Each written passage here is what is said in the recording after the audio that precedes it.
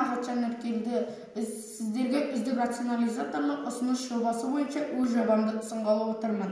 Менің энергия үнемдеуіш шамым қарапайым заттардан жасалған.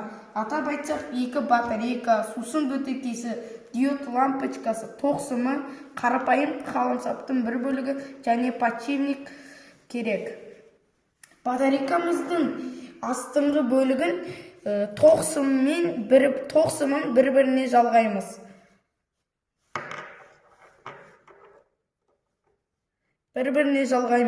Минус тоқ сымына диод лампочкасының бір бөлігін жалғаймыз.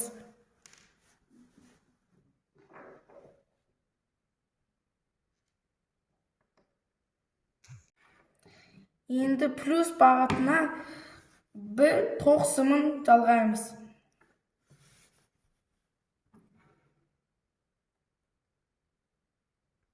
Плюс бағытындағы тоқ сымының бір бөлігін қаламсаптың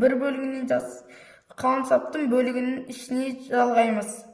Ал минус бағытындағы диод лампочкасының бір бөлігін ішіне салып, қосу өшіру, яғни включатель жасайтын боламыз.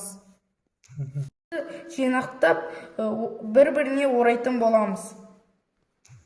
Затымызды баклажкаға төбіне жабыстырамыз.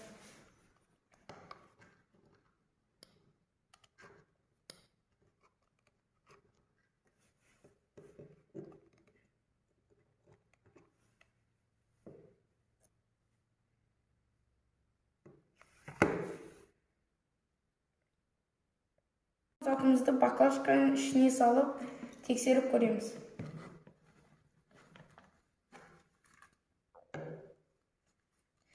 Жарық шамымыз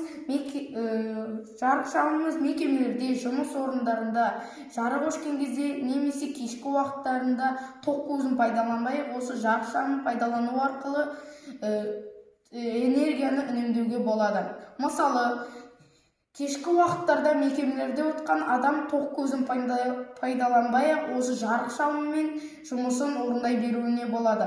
Ата-бабамыз судың да сұрауы бар деген тегін айтпаған болу керек. Өзін құралпас жастар, келешек жастар электр энергияның үнемдеудің дайын жолдарын халық арасында насихаттап, елді үнемшілдікке шақыру.